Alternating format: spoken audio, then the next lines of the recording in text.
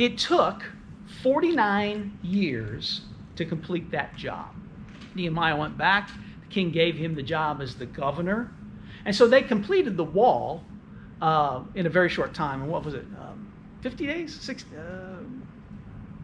Short time, because they had people there, and the people jumped in, and Nehemiah brought them together, and they rebuilt the wall. But the total rebuilding of Jerusalem, took 49 years. There was that time clock there. So the first period of 70 weeks was the 7 of those 70. So 10% of that time was that. Okay, so go back to Daniel chapter 9. Ray, did I miss anything there? I'm trying to not hurry here, but okay, go back to Daniel chapter 9. A couple of things we want to see. So let me recap. Gabriel told Daniel, 490 years, 70 periods of 7 years are given to Israel. And the purpose is for all of God's plan for Israel and the world to be wrapped up in that final time. Okay? So the clock started with Nehemiah, God's man there, and Artaxerxes, who said, yeah, you go back and build Jerusalem. Okay, so that clicked. So from there, that gets us 70 of that 490 years, or 49 of that 490 years, 49 years. And so what else is supposed to happen? Well, back in Daniel chapter 9, verse 25, says this, know and understand this, from the issuing of the decree to restore and build Jerusalem until the anointed one, the ruler, will be 7 weeks. Well, 7 weeks times 7 is 49 years, right? So there's your 49 years. And then 62 weeks. All right, so there's 62 weeks times 7. All right, so now we got to fast forward several hundred years here. So I've got a timeline up here that came from Things to Come, and Ray's got it in his notes. It's a fantastic book. It is deep and wide. It's also kind of like reading a manual from how to put together something from IKEA. But it is very good stuff because it will help understand all these details. Also, I want to tell you about a video that Steve Hahn told me about, and I've watched, and I think Ray watched it. And it's about these Daniel's 70 weeks. The man is C.J. Lovick. Have you watched that again at all, Steve? You want to tell everybody about that real quick? He's a Jewish man who says he has gotten a vision from God, basically. He's prayed about this. And he's done extensive study on the Daniel prophecy part of it and figuring out this particular thing when the second coming is going to come and how to figure it out. And basically he goes through a video describing everything that he's done that God has brought to him as well. And he's gone through just exactly what you've done so far, as well as the additional stuff. And kind of does an explanation as well as some other things that he's come up with just to give it more of a today's look. Yeah, and he has some visuals in there. He has a lot of visual stuff too. So it's something you should go look at to try to give you an idea of everything that's going on by that. Now, he's got some other parts in there I'm not quite sure yet. That he does try to pick a date to when. I will tell you, here's the thin ice of this video. Yeah, this is thin ice. I'm not sure about, but he doesn't actually pick it's going to happen a certain day. He just kind of gives it a season. He does give it a season, but he has some information that kind of breaks it down, so he kind of gets an idea. But you see those type of videos all over the place. Actually, I just ran to another one and said Tribulation was supposed to start last year in September. Yeah. So I thought, okay, well that's not right. So we know that's wrong. So that one's off. Yeah. So that would be the only thing I would tell you about that video or any of the others who say, don't pick a date. No man knows the day or the hour. Yeah. Only the Father. But his ideas pretty much bring it up to date, I would say, to what his ideas. Like I said, tries to explain some things that could throw his ideas a little off, but it can't be much more than 3 or 4 years off, even what he explains. And the fact that he is a Jewish teacher with this brings some credence to it, you know, in that sense that a messianic one at that, you know, saying, here's what I see, here's what God says. So with that, here's the deal. So here's here's the deal. The decree was given to rebuild Jerusalem. Jerusalem was rebuilt over that 49-year period. That happened in March of 445 BC. Okay, I'm going to give you some dates, and I'm trying to keep this relevant. Jesus Christ, walked into Jerusalem on April 6, 32 AD. That's a period of 476 years and 24 days. Okay? 476 times 365, so there's 476 years times 365 days per year is 173,740 days. All right? With the 14th of, add the 14th of March to the 6th of April, that's another 24 days, and add leap years for 116 additional days, and you get 173,880 total days. So it says 7 weeks and 62 weeks is 69 weeks. So you have 69 weeks. So we don't have our 70 weeks. Is the Bible wrong? Okay? The Bible's not wrong, but we can only account for, with this, we can only account for 69 weeks. So where's the other week? Well, it says in verse 26 of Daniel chapter 9, this is really a critical piece here to understand what's happening. Verse 26, Daniel chapter 9. After those 62 weeks, the anointed one, Messiah, will be cut off and have nothing. Okay?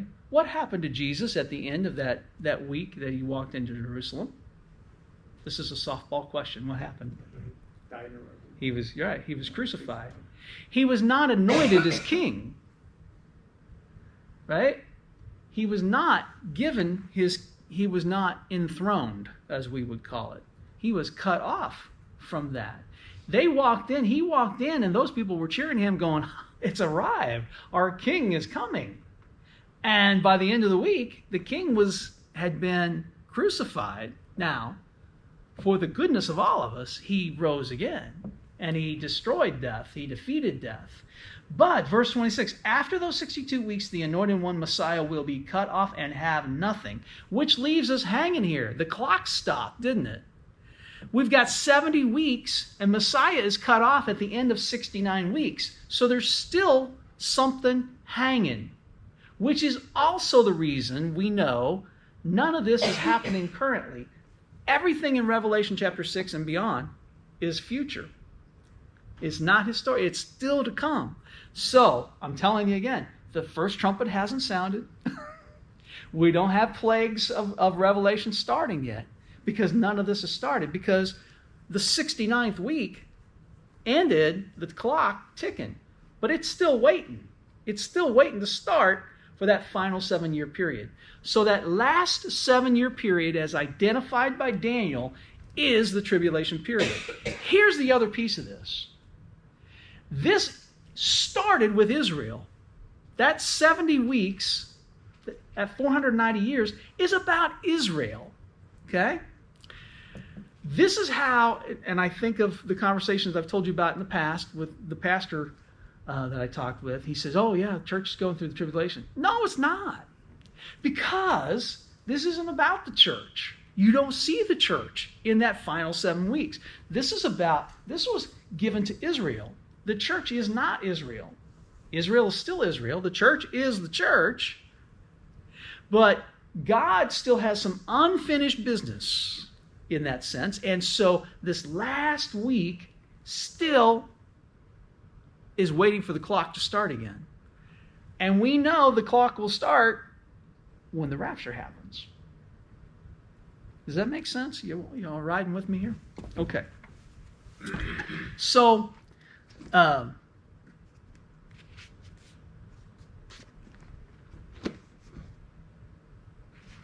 have a question for debate here, discussion. If all the things that we know historically, we can prove that God prophesied and it came to pass. We have historical evidence of things that were prophesied that happened in here. And we go, yeah, that absolutely happened. The Bible, history corroborates with the Bible, and we know that's happened. If that's all happened the way it's predicted, why do so many people try so hard to disprove Revelation and the end times theories? Why do you think that is? What was that question again?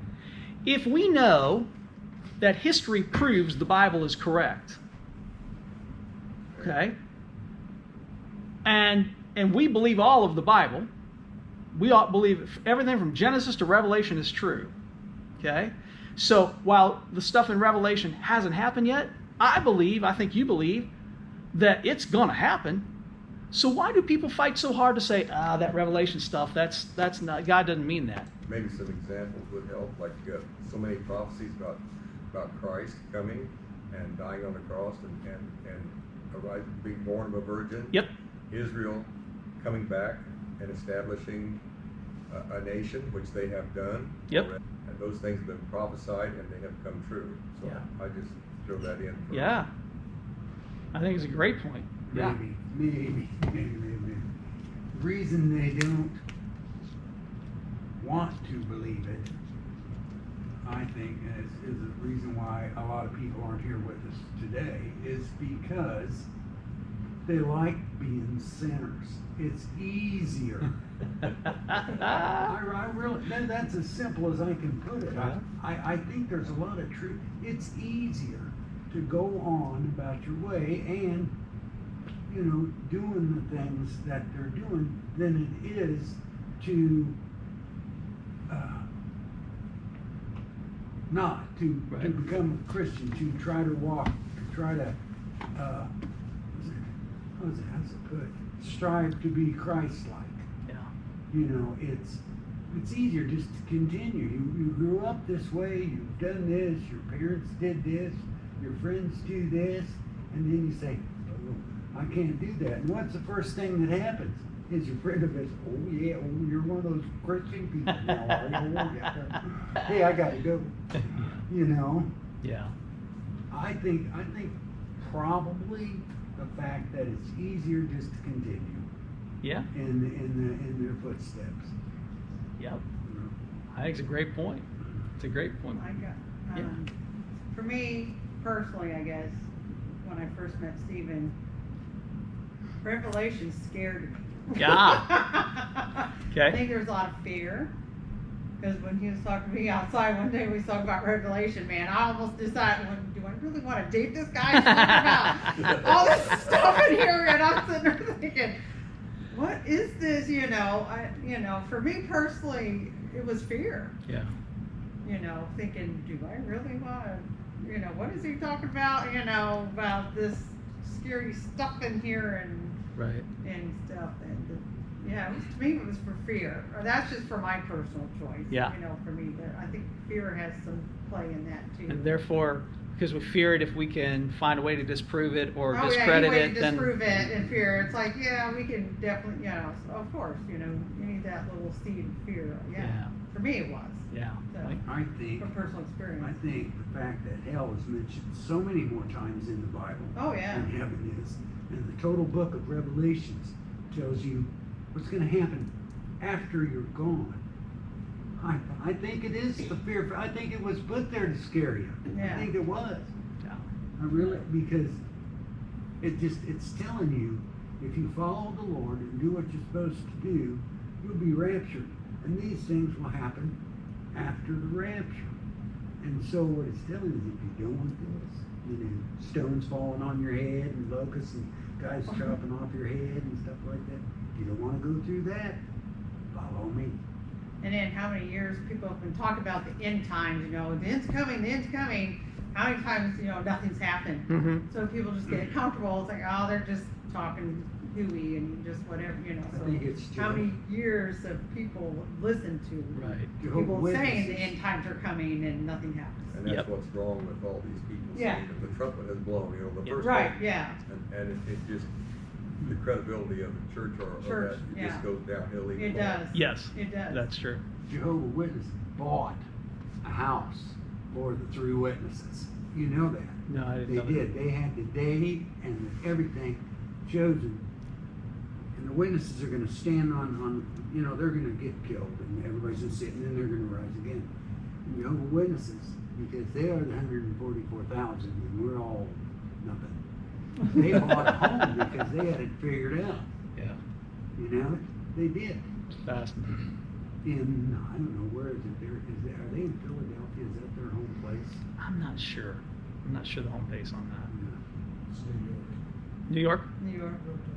Is it? They're the largest property, wherever their main place is, they are the largest property owner in that city, Interesting. wherever that is. They own it. That little pamphlet that they give out, that they just charge how much it costs to print it. Yeah, You know, well, how come they got so much money if that's the only thing they get money for? yeah, You know, yeah. good stop that. No, yeah. Judge not lest ye be judged.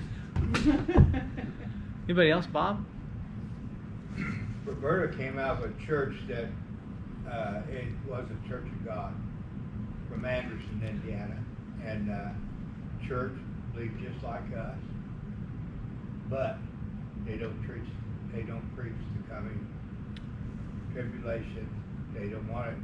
So we were singing down there, and I'd found this out. So before we went to sing, I asked him, and he's a real nice guy, preacher. I asked him, said, why don't you preach this? You know, he said, it's not that I don't believe it, but it causes confusion because people don't. He couldn't understand it. Mm-hmm. You know, and there's a lot of it in here we ain't always going to understand. Right. But to accept it. But he said the congregation would. I said, well, I'm going to tell you right now, we've got a couple, 3 songs. We talk about coming out of that grave. Yeah, And he said, oh, don't worry about that. yeah, But I think that's what holds a lot of it back. yeah, yeah. You start reading it, say, holy mackerel, you know, what's forces coming back for you? Yeah. Stuff like that. It's just, and if you don't hear it, it's not going to bother you. Yeah, that's true. That's true. The pity of the man that don't preach it. Well, even more so. That's right. Anybody else? Yeah. I've always looked at it as just like anything else you do in life. If you don't prepare and do research and know what's coming ahead, then you're not going to know what's going on. I mean, anybody knows when you get in a car to drive it. If you don't know how to turn it on and do anything, you're just going to sit there. If you do turn it on, you don't know how to drive it, you're going to crash. Right. So that's just, you know, if you attempt to work in the Bible or work for God or anything in that type of nature, you're not going to do a very good job. Right. Now, Revelation is unique simply because there is a lot of metaphoric statements, because you have to go back to the time it was written and understand what they're saying. That's like that movie you had on earlier does. It shows how what Jesus taught the way that everybody knew was around him. Right. You have to do that as well, because Revelation tells lots of things, what they saw, and so that people could understand, that John could understand. You know, they don't really speak of today because they didn't know what today was. Right. Just like you said, their nations were different, world was set up differently, everything's changed that way to what it was back then. But you still have to do serious research. Now, like I said, there's nothing in here that's absolutely definite by the way it says today is the day this is going to happen. Correct. But it's metaphorically brings out a lot of clues that you can see if you just research it and find it. Yes. And that's the way it happens in anything. If you're working towards something and a goal and you want to achieve it, you can't do it by just haphazardly taking an attempt because you won't succeed. True. Right? And it's amazing how much of Revelation isn't that new. Correct. It's all referenced back in the Old Testament and in the New Testament. Yeah. It's just kind of a graphical representation. It's all put together in one book. Right. Mike? I think Revelations is, like Ray says, there's other references throughout the Bible, but the Bible in and of itself, if a person sat down to read it, you're going to constantly come to spots that says, what do they mean by that? Yep. Yep. So you go back and reread it. And sometimes you have to reread it over and over again. Yep. I had a professor in college, philosophy professor, and he was assigned some reading, and one guy asked him, well, how many times do we have to read this until you understand? Yeah. And I think that's what a lot of quote-unquote Christians try to do, is to read the Bible like they read the newspaper. Yeah. You can't just set it and read it like a novel, Correct. because it takes thought, it takes some insight, and some prayer, and going back and forth, and like Steve was saying, you need to study it and go through it. Yes. It's not just a piece of literature to read as literature. Correct. It's life to learn about life. Yes. And you won't get it on Sunday morning. No. That much. No. Sorry, Steve. No, that's the absolute truth. And here's how I look at that, Ray. If somebody walks out after listening to me talk for 30 or 40 minutes, and more like 40, and you remember one thing, that's a good day. Yes, it is. If you take one thing out, and to me, the only thing that's going to connect you to that one thing is going to be the Holy Spirit's put something there that goes, oh yeah, that's from me. Yeah, Connie. For me, when I was saved, I was only 12 years old, and I can't remember ever a sermon being preached in Revelation. Yeah. But I remember hearing people in the church talk about, oh, it says this in Revelation, or it says that, and so I grew up knowing that was kind of a book of fear. Yeah. And I did fear it. And then when I got older, I started reading it, and I read it fearfully. Yeah. But I didn't understand a lot. Right. But now, the older I get, and the more times I open it and look into it, my fear changed. Not so much fear for me, but now I'm fearful for my family Yes. and other loved ones Yep. that might be coming up and not know and understand Yep. and not be saved. Yes. You know. And don't you think that's why God, a good, loving God, put that there so we would have that to say, you want me to tell you what's going to happen? Yeah. That's why I use that a lot. You want me to tell you what's going to happen? And he did that for us, And is it scary? Yeah. But he was loving enough to say, this is where this is going, for us to share, like you say. I think, yeah. Sorry, I didn't mean to cut you off. Somebody else had a hand up? Yeah, Mike. I'm sorry. No, don't be sorry. What Connie said about she read it, and then she read it, and then she understood it more. I Yeah. think that's what it's here. It says it's in the beginning when it was all put out. There were things in here that nobody knew what they were. Right. And now, as time has passed, and we've learned things, and we have instant internet and all that kind of Mhm. stuff. Things in here are when you read it, you think, oh yeah, that was this really, and that's what it says. Is with time, these things will come. You will understand more and more and more of this. Yes. And as you do, and certain things start to happen, you know that the time is near. So we Yes. only got 7 weeks left. Well, for centuries, common man couldn't read it. Yep. Yes. It was in Latin. Yeah. It wasn't until Martin Luther that the common man was able to hold and read Latin. Mm-hmm. So there was that period that people had to depend, and hopefully the church administrations at that time led them down the right path. Yeah. Think of it like this. Kind of wrap this. Well, so if you use a GPS when you're traveling to a city, just say you're going to St. Louis. If you start out here and you head out on 72 to get to 55 to go down to St. Louis, your GPS ain't going to talk to you all that much. I mean, there's going to be miles where it's silent. Yeah. The closer you get to where you're going, it's going to start talking to you. Yeah. The closer we get to the end, we start seeing more of these things happen. The closer we get to what is coming, and when all these things are going to transpire, we start to see more of this happening.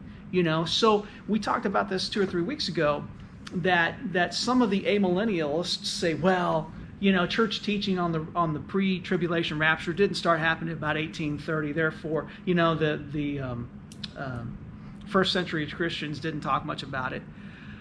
But that's not necessarily true, because the first century Christians were expecting him to return, because he said he was going to return, and they were living life that he was returning. But the closer we get to this, the more we see it. Starting now in early 70, I think it was 71, the late great planet Earth.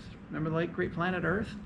And you came out of the 60s and all this kind of turbulence, and we were in war and all that stuff. So I'm 10, 12 years old, and it's like, you think the world's coming to the end.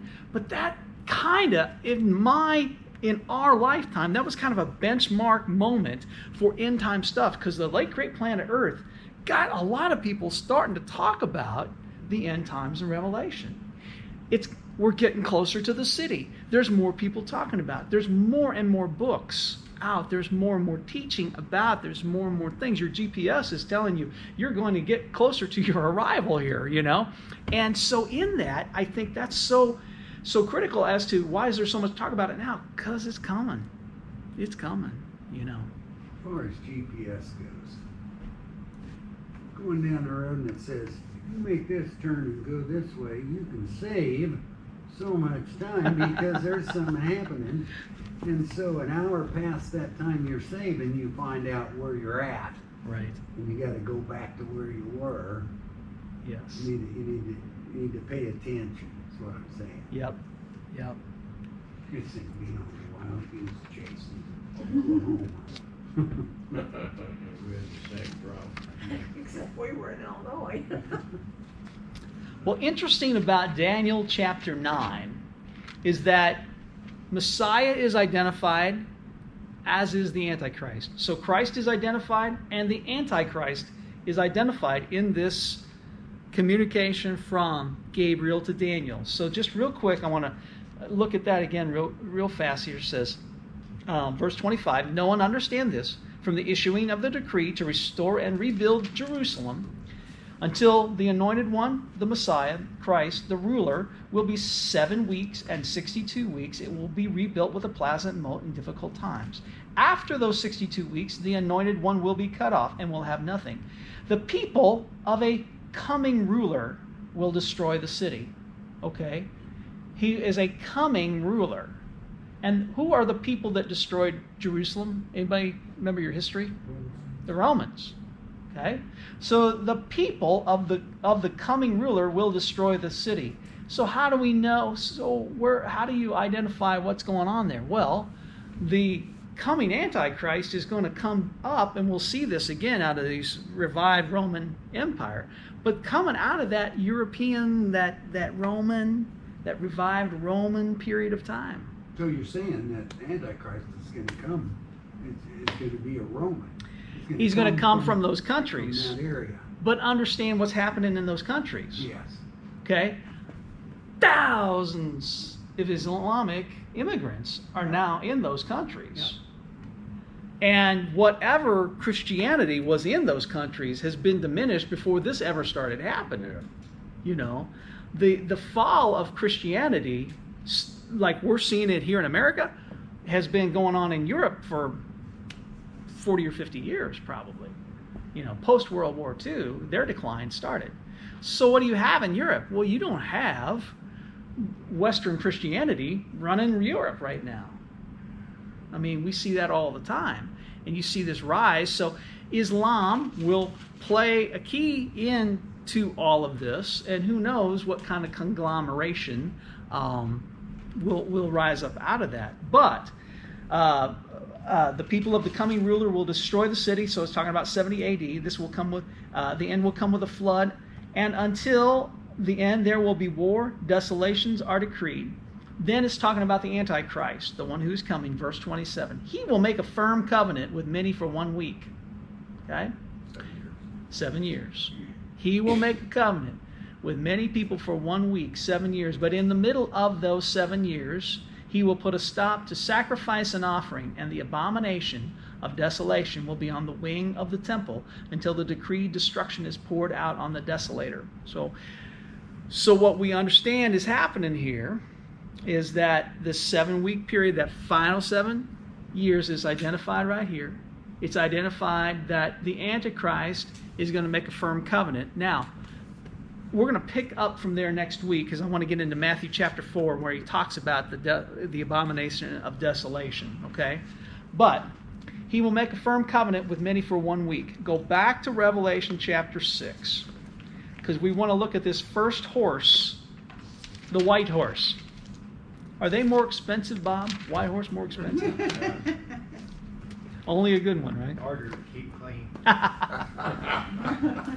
a lot of Christians. There you go. There you go. So the first seal is open. So the first horse of the apocalypse is the white one.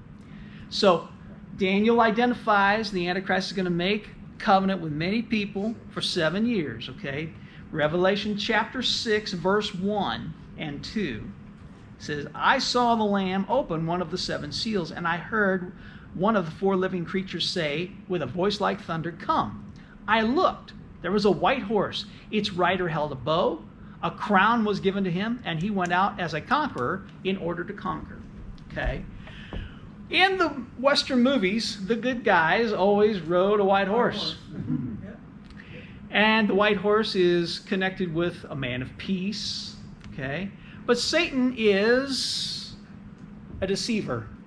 He comes across as an angel of light, but inside him is no light. Inside him is no truth. And so the Antichrist is first revealed to us in that early period of the tribulation period as a man of peace. He's going to fix all of our problems. We have problems, but he's going to fix our problems. So you think, they just finished up the G7 conference, and those guys all get together and talk about things and fix the problems they started. And how are we going to fix the problems we started, right? So the man of peace is coming. So he comes out like he's on a horse. But he's given a crown. Who gives him the crown? Well, God allows that to happen. In other words, there is no kingdom that ever rises up that God does not let rise. There's no kingdom that ever ends. And that's in the book of Daniel too. And we could look at that next week if you'd like. But so he is given a crown. He held a bow. And he went out as a conqueror in order to conquer. Well, if he's riding a white horse of peace, why is he going out to conquer? Why is he going out to conquer? He's supposed to be a man of peace. Well, because apparently there's going to be some opposition. Right? That's what and I didn't really catch that. The first time I ever caught that was studying for this. I'm going, why is he conquering?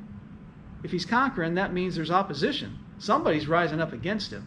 So even though he's coming and positioning himself as a man of peace, because, we're going to fix it. I'm going to fix it.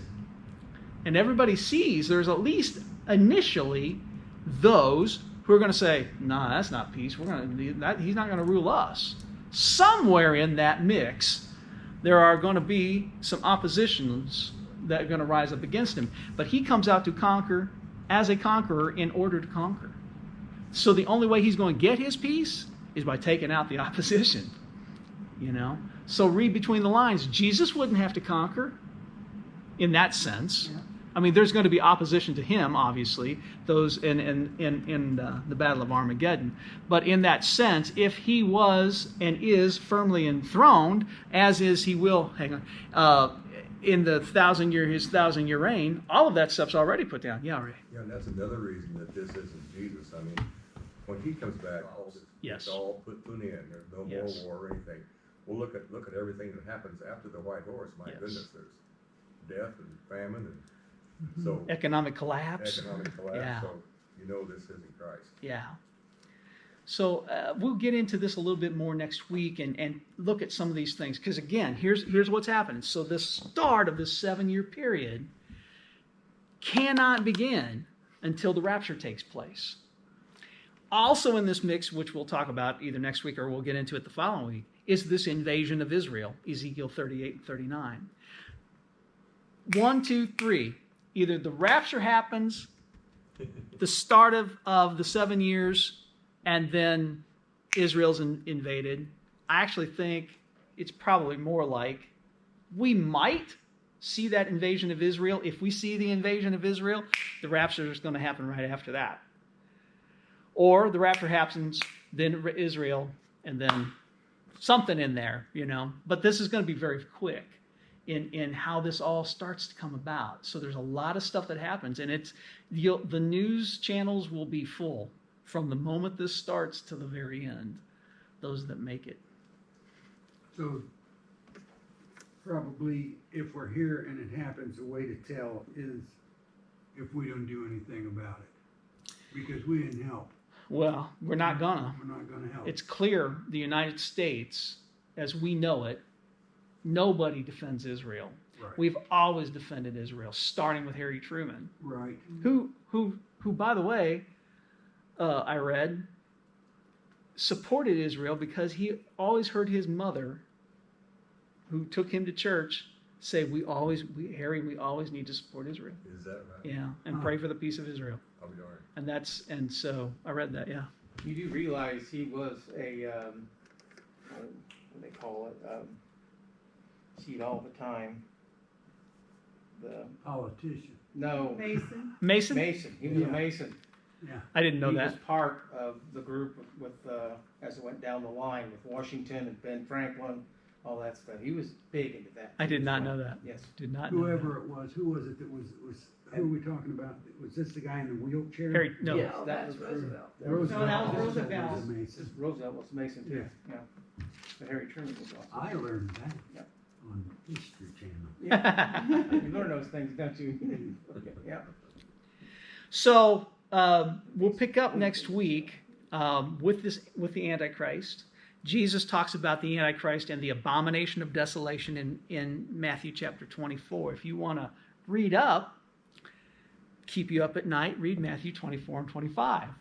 No, it's a great promise, but because Jesus talks a lot about, there's some things in there specifically about the tribulation period, and there's some things in there that speak of the end time. Watch the signs, and we're watching the signs, and we're seeing things that we've not seen before us, because even up until 10 years ago, I think it was hard to imagine how the world could be currency-less without physical cash. Mm-hmm. And after the meltdown of 2008-9, you go, oh, I see how this could happen really fast. And now we're living it. I mean, we're living basically 80% cashless at this point in time, other than our pop machine. And I don't know what happens. I don't know what happens with that. So. At the time. So